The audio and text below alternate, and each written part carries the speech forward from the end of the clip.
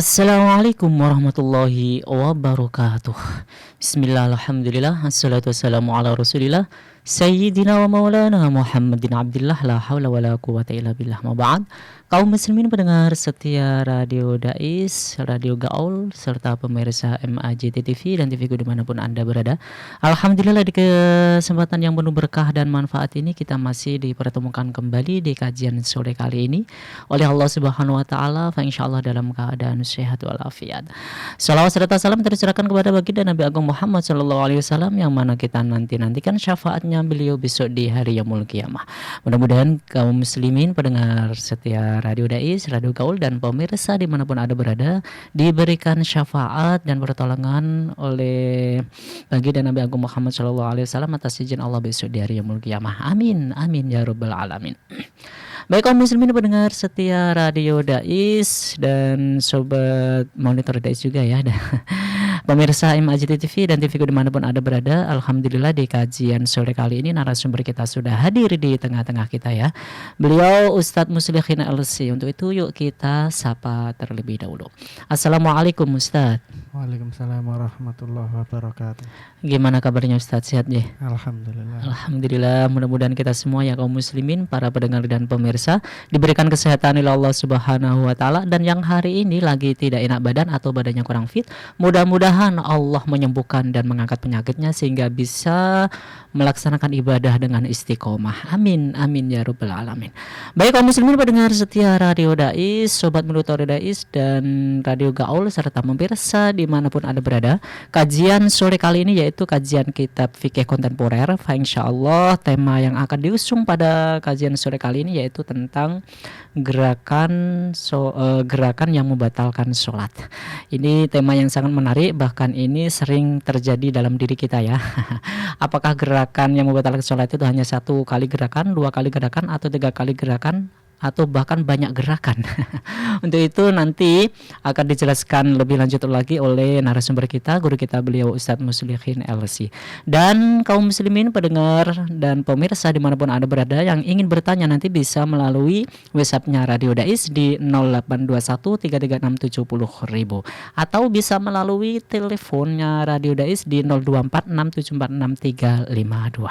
Oke, langsung saja yuk kita simak kajian sore kali ini bersama-sama dengan beliau guru kita Ustadz Muslihin LC. Monggo Ustadz. Bismillahirrahmanirrahim. Alhamdulillah.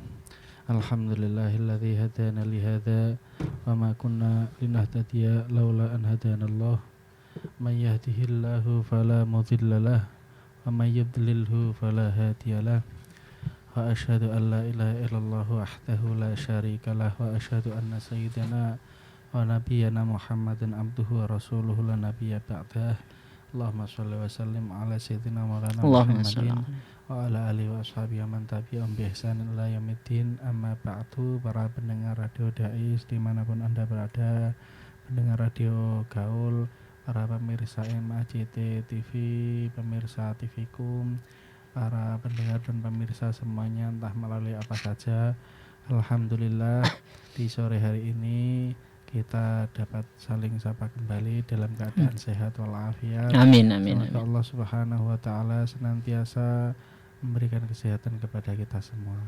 Amin Allahumma amin. Amin. Semoga Allah Subhanahu wa taala senantiasa memberikan rahmat dan berkah kepada kita semua. Amin Allahumma amin. Amin. Para pendengar dan pemirsa semuanya yang dirahmati oleh Allah, pada kesempatan kali ini kita akan membahas tentang batasan atau gerakan yang membatalkan sholat. Di sini ada banyak ya, di antaranya adalah ya pastinya seberapa standar daripada gerakan yang membatalkan sholat. Belum lagi nanti ada misalnya kasus-kasus seperti contoh bagaimana ketika garuk-garuk misalnya itu kan juga gerakan. Terus bagaimana jika misalnya geleng atau joget misalnya itu kan juga gerakan. Atau seberapa yang akan membatalkan sholat dalam hal gerakan. Karena ini ya berkaitan dengan sholat. Sebagaimana ketika kita membahas ini atau permasalahan sholat dari beberapa episode yang lalu, maka ini diantara kita juga akan membahas episode sholat ini ya. Nah, barangkali mungkin misalnya ada pertanyaan atau ada apa, nah ini mumpung kita sampai pada bab sholat. Belum lagi misalnya kok tidak bisa terjawab misalnya, ya akan bisa diangkat di tema berikutnya misalnya. Karena itu kan berkaitan dengan ya fikih kontemporer. Sebenarnya fikih kontemporer kan pembahasannya yang mungkin di luar daripada biasa ya.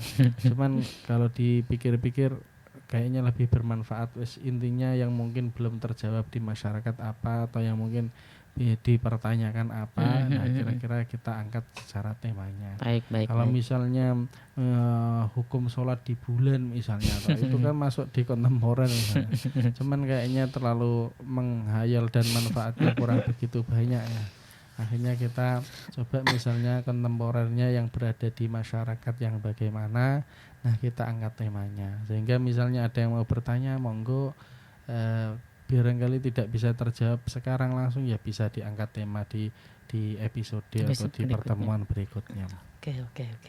Nah, bagaimana toh batasan daripada membatalkan sholat? Di antara hal yang membatalkan sholat itu adalah apa? Yaitu adalah wal amalil katsir, atau kalau dalam kitab Abi Suja itu dikatakan al amal al katsir, yaitu gerakan atau tindakan yang banyak. Tindakan yang banyak ini ada berbagai macam.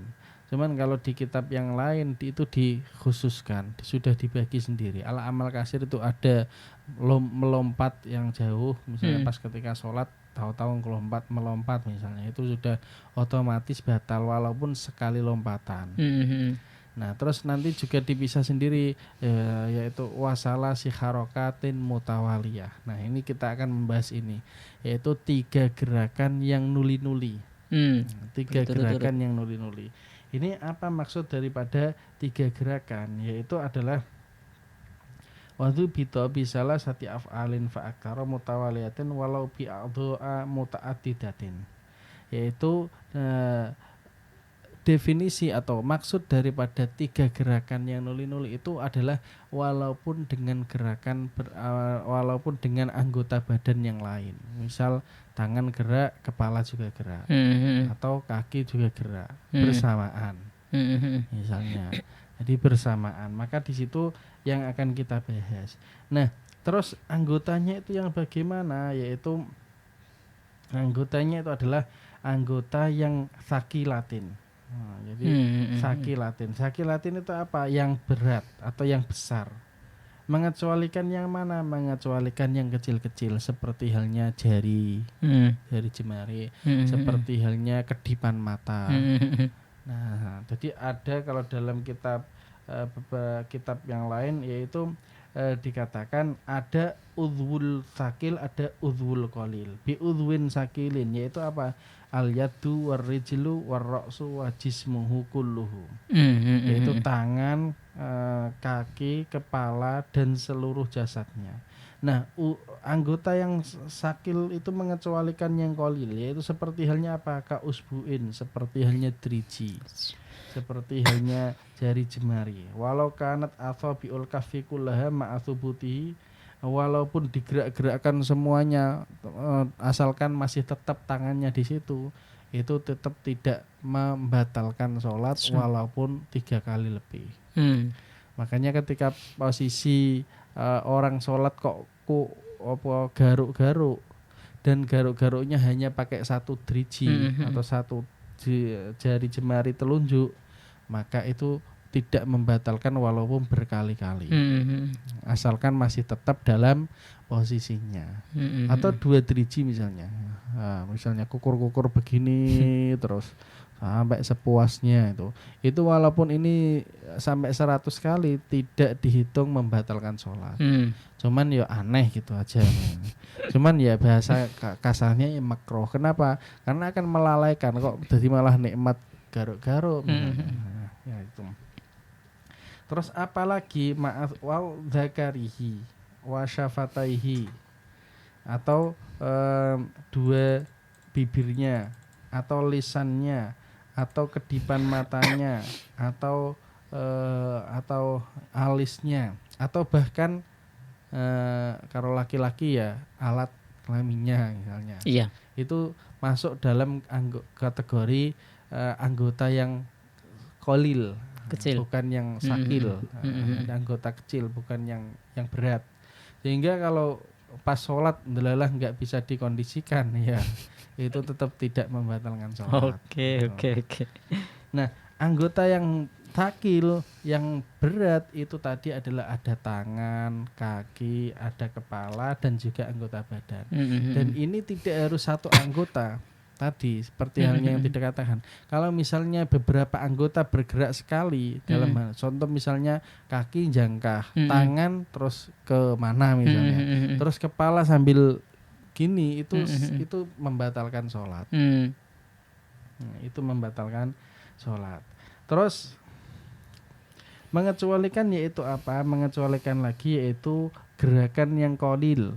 Kalau kasir tadi kan 3 gerakan. Iya. Jadi 3 gerakan itu prakteknya adalah apa? Contoh misal, ini biasanya ketika kita sholat berada di posisi di soft, di mana soft depannya itu kosong. Iya. Maka biasanya kalau orang banyak itu orang yaitu ya bukan banyak, kesunahannya adalah maju. Kesunahannya adalah maju. Cuman harus tahu cara majunya. Iya. Jangan sampai 3 kali jangkahan. 1, 2, langsung 3, bahkan 4 kembali. Iya.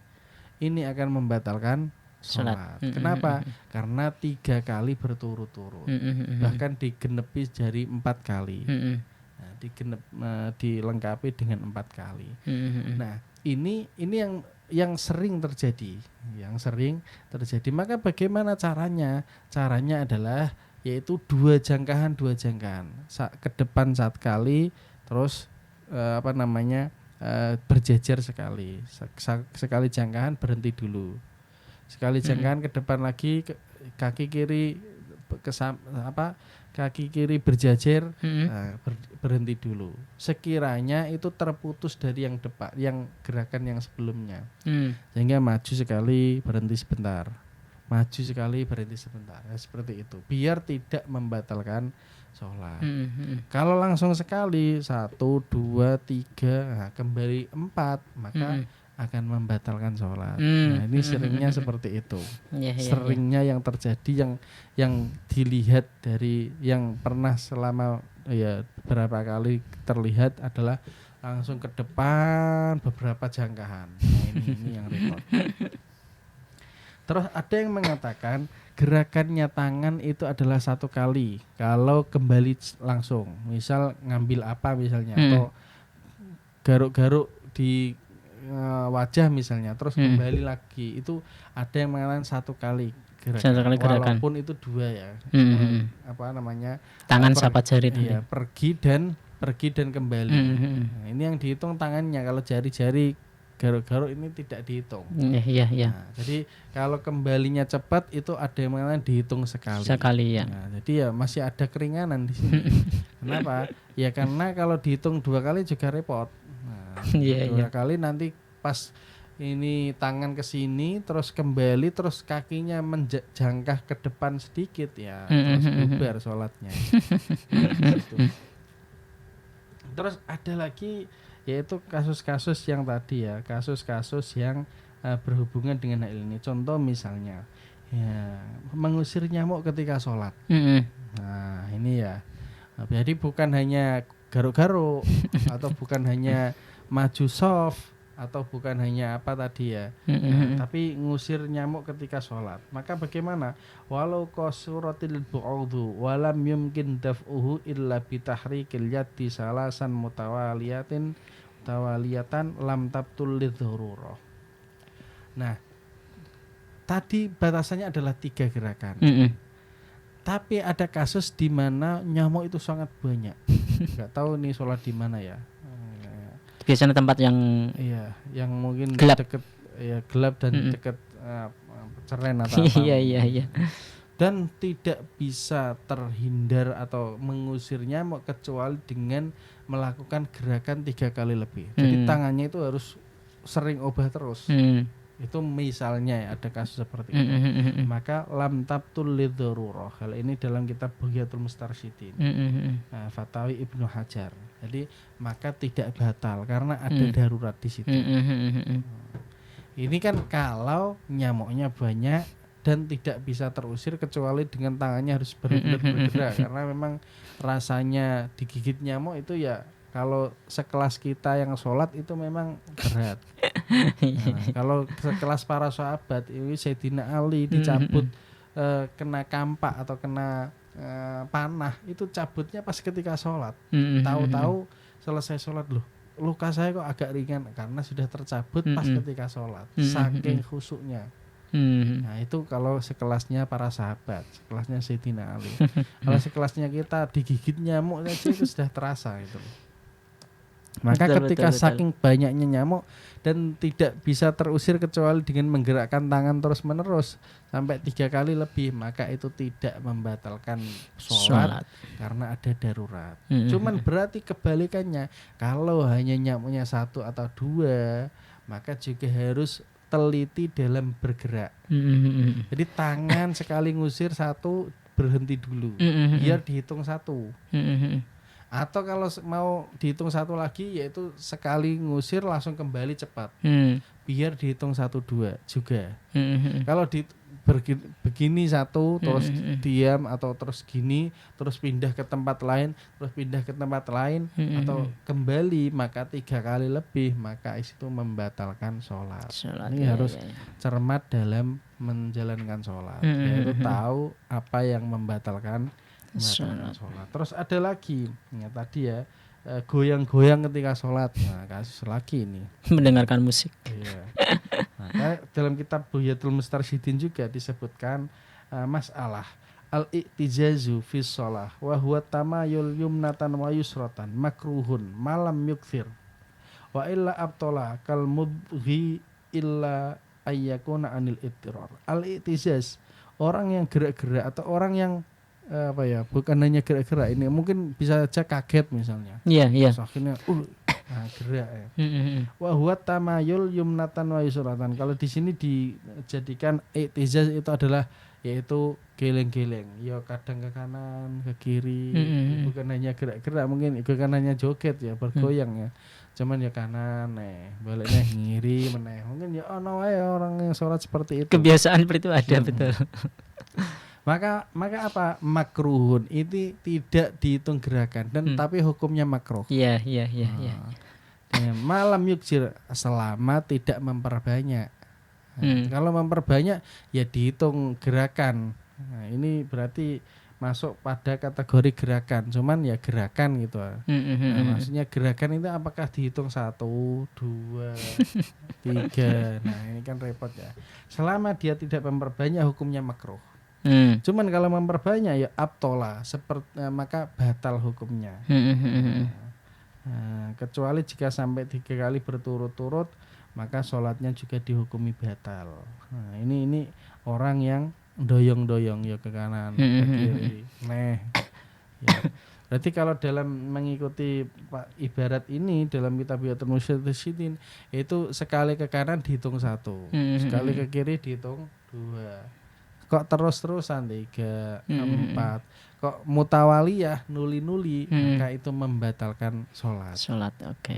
Bukan kok tidak dihitung gerakan, bukan. Jadi karena berarti menggerakkan seluruh jasad. Tadi kan anggota yang takil, anggota yang berat tangan, kaki, kepala dan juga jasad. Terus bergaruk-garuk saat sholat. Itu ya tadi sudah kita bahas dalam kitab Asy-Syarqawi dikatakan juz awal wa katsirul fi'li idza kana li syiddati jarabin au khafifan ka tahrika asabi fi sajdati subhatin la yufsid. Ini ada beberapa kasus. Yang pertama adalah wa katsirul fi'li, banyak tindakan atau banyak kukur-kukur karena apa? Li syiddati jarabin. Memang gatelnya itu sangat tak tertahankan. Wah ini ya. Ya memang ya bisa Ada seperti itu. ya. Karena gatel itu wah pas umat itu Masya Allah nggak bisa ditahan itu. Nanti. Au khafifan atau gerakannya sedikit ya sidik-sidik katahrika asabi'i fi subatin. Seperti halnya ketika misalnya sholat tapi membawa tasbih digital. Itu kan yang bergerak berarti apa? Jempolnya. Jempol. Nah, itu atau Pak bawa tasbih berarti yang bergerak apa? Jari jemarinya, jari telunjuknya. Bergerak gitu misalnya. Maka bagaimana? La yufsidu, tidak membatalkan sholat. Terus apa definisi daripada lisidati jarobin? Kalau gatelnya yang benar-benar yaitu jarobin syadidin bi alla yakdiru ma'ahu ala adamil haqi. Ya yang tidak mungkin untuk meninggalkan apa namanya? Tidak kukur-kukur. Jadi itu sidati jarobin. Terus ada lagi amma idza harrakaha ma'al kaffi salasan mutawaliyatan fa innaha mubtilatun illa linahwi haqiqatin la yasbiru ma'aha ala adamihi. Ya, jadi tadi kan anggota ringan diantaranya adalah jari jemari atau pokoknya semua jari ini. Asalkan tidak bersamaan dengan epek-epek telapak tangan. Selama ini bergerak terus begini maka tidak membatalkan walaupun ada 1000 gerakan. Cuman kalau ini ikut bergerak ini akan dihitung gerakan. Jadi misalnya begini atau gini atau apa. Jadi ini ikut gerak maka itu juga dihitung gerakan 3 kali membatalkan sholat. 3 kali membatalkan sholat. Nah ini kasusnya adalah jika tidak seperti halnya orang yang kukur-kukur karena gatel. Kalau kukur-kukur karena gatel, mau kukur-kukur bahasa Indonesianya apa ya? Garuk-garuk karena gatal dan tidak tertahankan, maka walaupun sampai telapak tangannya ikut karena sakit berperannya itu tidak membatalkan sholat karena itu darurat. Iya. Jadi orang yang gatelnya umat pas ketika sholat itu masih ada keringanan. Itu walaupun misalnya telapak tangannya ikut sampai ke garuk-garuk, ikut berubah atau ikut bergerak, itu tidak membatalkan sholat karena adanya darurat. Iya. Ini ada beberapa kasus dari tadi ya. Jadi kita juga bisa bukan hanya 3 gerakan dalam sholat maksudnya apa, tapi juga kasus-kasus misalnya ketika orang yang sedang misalnya doyong-doyong atau misalnya mengusir nyamuk. Tadi ya mengusir nyamuk berarti kan tadi kalau memang nyamuknya banyak dan tidak tertahankan boleh 3 kali lebih.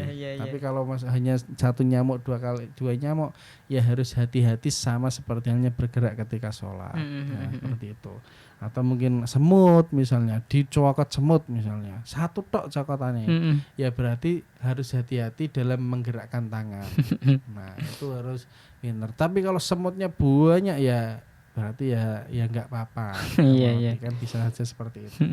Begitu juga garuk-garuk dalam sholat. Jangan sampai epek-epeknya ini telapak tangannya ikut. Ya, kalau mau begini berhenti tapi yang bergerak adalah jarinya walaupun 1000 gerakan tidak membatalkan sholat. Begitu juga satu kasus ini dalam gerakan yaitu yang sering kita mungkin kita belum tahu hukumnya atau takut orang Indonesia ya. Adalah apa? Ada 2. Yang pertama adalah ketika kancing bajunya lepas. Iya. Maka bagaimana? Boleh membenarkan kancing baju asalkan yang bergerak adalah jari jemarinya. Jadi sekali bergerak ketika imam sedang baca surat misalnya, langsung saja angkat kedua tangan. Maka berhenti karena dihitungnya baru 2. Belum sampai 3. Berhenti dulu sambil membenarkan kancing baju. Pakai apa? Pakai jari jemari. Ya. Selesai kembali lagi. Ini dihitung 2 saja. Biasanya kan orang Jawa saking takutnya tidak berani. Yang kedua ini juga berlaku banyak juga di Arab biasa saja.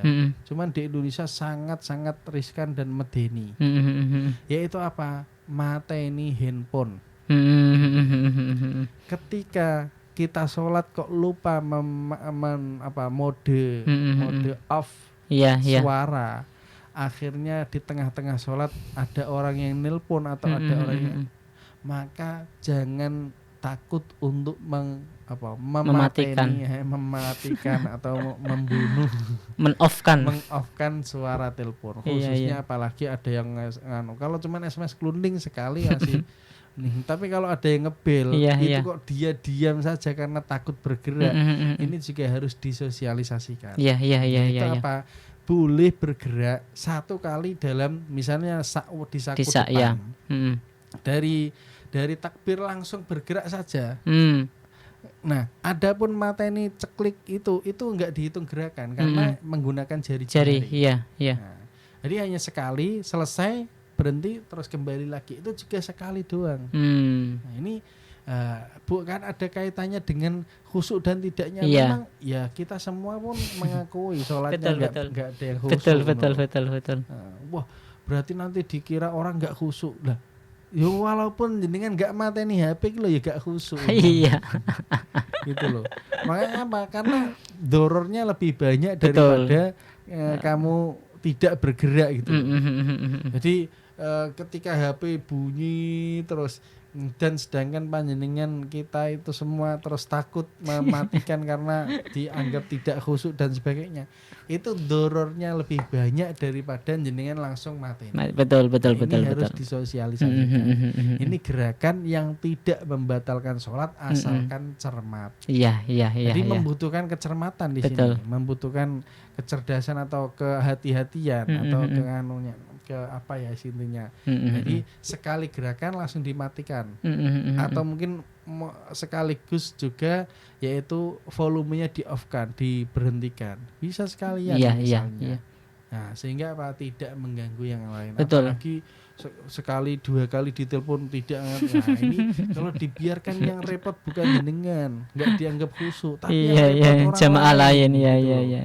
Maka dorornya lebih banyak daripada masalahnya. Iya. Daripada panjenengan dianggap tidak khusyuk dan sebagainya. Karena dalam sholat boleh bergerak sekali dua kali. Ya kalau masih khusyuk dan tidak khusyuk ya kita semua walaupun sholat dari kecil ya tidak khusyuk semua. Yang Betul. sampai tingkatan para sahabat yang tadi, Iya. Sayyidina Ali tidak bahkan kalau mau mencabut tombak panah ya pas ketika sholat.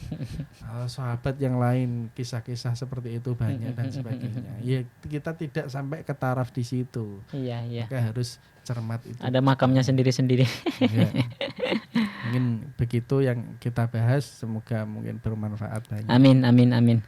Baik, terima kasih Ustadz sudah memberikan penjelasan yang sangat luar biasa di kajian sore kali ini berkaitan dengan temanya yaitu gerakan yang membatalkan sholat. Oke, kaum muslimin pendengar setia Radio Dais dan pemirsa dimanapun Anda berada, silakan yang mau bertanya ya di kajian sore kali ini melalui WhatsApp-nya Radio Dais di 0821 336 70.000 atau langsung saja via telepon ya di 024 674 6352. Oke Ustadz, kayaknya ini kita tidak ada break ini Ustadz. Kita langsung saja karena waktu tidak cukup untuk kita kaji lagi di kajian sore kali ini.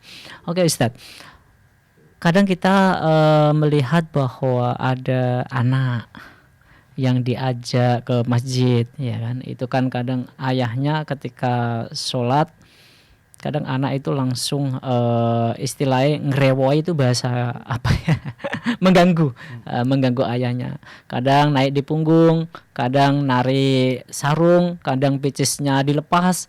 Lah, gerakan yang tidak membatalkan itu semua, itu caranya gimana Ustaz? Ya. Jadi dalam kasus anak kecil nemplok ke orang yang sholat, ini banyak permasalahannya. Maksudnya banyak yang perlu kita bahas. Di antaranya kemarin kita sudah lewat, yaitu bagaimana ketika anak itu najis, antara membawa najis dan tidaknya. Iya. Pas pempesnya, maka diusahakan jangan pas ketika pempesnya lagi tebel dengan kotoran dan nempel kepada kita. Nah itu sangat hukum yang secara fikihnya itu adalah membatalkan sholat. Harus hati-hati. Betul. Yang kedua berarti kita anggap pempesnya sudah diganti. Iya. dan dia ikut ke masjid dan sebagainya. Yang kedua adalah pembahasannya juga baru mungkin minggu kemarin atau sebelum ini pertemuannya itu apa? Ketika membuka aurat. Nah, jadi ketika membuka aurat, auratnya bapaknya sarungnya dibuka atau ibunya, maka selama dia kita anggap dalam ibarat itu ya, ada yang mengatakan jelas batalnya yang kemarin kan. Tapi ada yang mengatakan selama ditutup secara langsung halan, maka secara langsung maka tidak membatalkan sholat. Cuma kalau dibiarkan buka terus sarungnya diunggah gitu kan, maka batal sholatnya. Itu pembatal apa yang kedua. Yang ketiga adalah mengenai ketika mungkin naik ke punggung atau kemana. Maka bagaimana caranya? Kita juga harus cermat. Contoh yaitu bagaimana agar gerakannya tidak melebihi 3 kali ya, digoceli. Misalnya apa ya, digoceli itu ya ketika naik di ini kan. Itu kan tidak membatalkan. Nanti kalau sujud, kalau mau sujud atau mau ruku atau mau sujud, itu ditaruh anaknya. Dan ini sudah pernah dilakukan oleh siapa? Beliau Nabi Muhammad sallallahu alaihi wasallam. Beliau Nabi pernah pas sholat, yaitu Umamah bintu Zainab atau Usamah atau Umamah bintu Zainab. Nah, itu berarti cucu perempuannya. Itu dibawa oleh Rasulullah. Pas sujud ditaruh lagi. Nanti pas naik malah dipangku lagi sama Rasulullah. Enggak mangku sendiri tapi dipangku lagi. Nah, gerakannya bagaimana? Itu kan tadi ya, gerakannya adalah maksimal 3. Ya kalau dalam tangan itu kan bisa, kalau cepat itu jadi 1 gerakan. Berarti kan cuma 2. Atau kalau tidak cepat ya berhenti dulu. Nah, jadi 2 berhenti, selesai, berhenti sebentar, kembali lagi. Iya. Itu juga 2 lagi. Jadi tidak langsung yang mutawaliyah. Jadi ditaruh gini langsung cepat. Wah, ini malah akan membatalkan sholat. Jadi kalau dua-duanya tangan bergerak ya, kalau mau tidak mutawaliyah ya berhenti sejenak. Nah, baru kembali lagi. Jadi pasti bisa. Itu adalah kaitannya dengan gerakannya, yaitu bisa saja misalnya ketika ngemplok atau gendong ya dipegangi. Nanti kalau mau sujud atau kok sujud langsung otomatis langsung ditaruh saja. Nah, jadi dengan tadi skema tadi, kalau tangan kalau langsung berarti dianggap 1 gerakan. Kalau pengen tidak langsung ya berhenti dulu sejenak terus kembali. Nah, gitu. Oke. Antara-antaranya. Mungkin prakteknya ya lebih sulit daripada omongannya. Betul. Ya. Jadi kan karena setiap anak punya masalah masing-masing. Betul. Gayanya itu gaya masing-masing. Iya. Ada yang anaknya pendiam ditaruh ya menang. Ada anaknya sekali taruh malah nangis. Malah naik, malah repot. Jadi ya ini secara teori. Kalau prakteknya ya itu diusahakan sendiri gitu. Oke Ustadz, terima kasih penjelasannya tadi. Lanjut Ustadz. Kadang dalam melaksanakan sholat itu memang ada banyak pertanyaan dari jamaah itu, gerakan yang membatalkan sholat itu apakah kalau semisal dalam 1 rukun atau dari beberapa rukun? Semisal setelah takbir dia melakukan gerak 1 kali, setelah sujud melakukan gerakan lagi, dan tahiyat akhir melakukan gerakan lagi. Apakah kalau lebih dari itu membatalkan sholat, ataukah itu tidak termasuk membatalkan sholat? Iya. Jadi apa ya itu? Ya, gerakan yang membatalkan sholat 3 kali maksimal itu jika mutawaliyatin, yaitu jika bersambungan, nuli-nuli. Kalau tidak bersambungan berarti kayak kasusnya tadi ya, misalnya di pas setelah takbir gerak sekali. Nanti pas setelah sujud gerak sekali. Ini namanya tidak mutawaliyah. Berarti tidak dianggap 3 kali. Berarti dianggap gerakan sekali, nanti juga sekali, nanti sekali, dan tidak dihitung.